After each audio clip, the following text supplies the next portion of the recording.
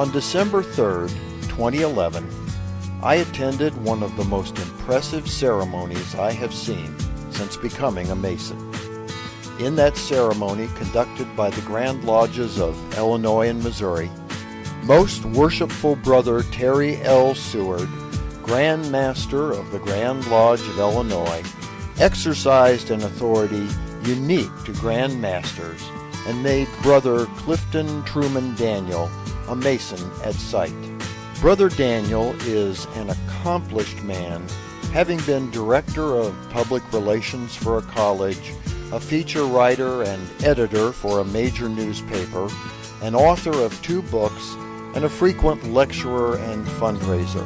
He is also a member of the Board of Trustees of the Harry S. Truman Library Institute in Independence, Missouri, where he serves as its honorary chairman. In addition to his own personal achievements, Brother Daniel has a rich family heritage. He is the son of E. Clifton Daniel Jr., former managing editor of the New York Times, and best-selling mystery writer Margaret Truman. And yes, he is the eldest grandson of former United States President and former Missouri Grand Master Harry S. Truman. Becoming Masons at sight has happened to dozens of men who have become true and faithful brothers among us. Milton Eisenhower, Charles W. Fairbanks, Andrew Mellon, Booker T. Washington, William Howard Taft, all were made Masons at sight. A couple of years ago, basketball standout Shaquille O'Neal and Oscar-winning actor Richard Dreyfuss became Masons at sight. It might be said a full list of Masons at sight reads like a who's who of Masonry. Yet, many Masons have reservations about the practice, feeling it dilutes the experience of becoming a Freemason and somehow indicates the Mason at sight brother might lack enthusiasm for or knowledge about the fraternity. The conventions for making a Mason at sight, as most everything else in the craft, vary from jurisdiction to jurisdiction.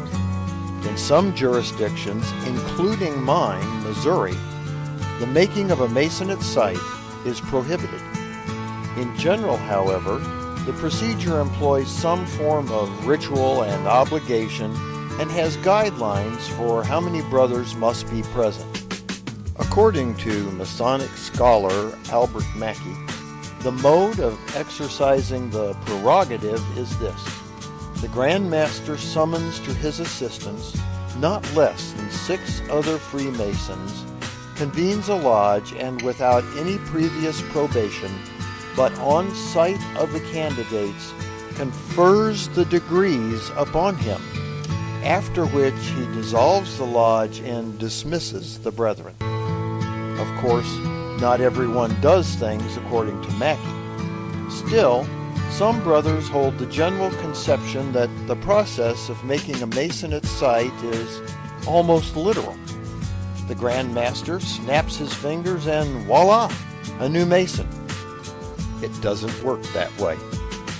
In this case, said Most Worshipful Brother Seward, it means there was no petition, no investigation, and the ceremony was slightly shorter. I made every effort to ensure Brother Daniel was comfortable doing things this way because I didn't want him to miss anything and didn't want him to feel he wasn't getting the full experience. And so it was. Brother Clifton was obligated in the Entered Apprentice and Fellowcraft degrees and received an impressive and full Master Mason degree. Whatever he missed, he could easily pick up by viewing the first 2 degrees. The entire ceremony was solemn, well orchestrated, and beautifully conducted. Far more than a snap of the fingers. The group of brothers who witnessed Brother Daniel's raising were virtually unanimous in complimenting the ceremony after it was over. They overwhelmingly congratulated the Grand Lodges of Illinois and Missouri for the work, and Brother Clifton expressed the same sentiments.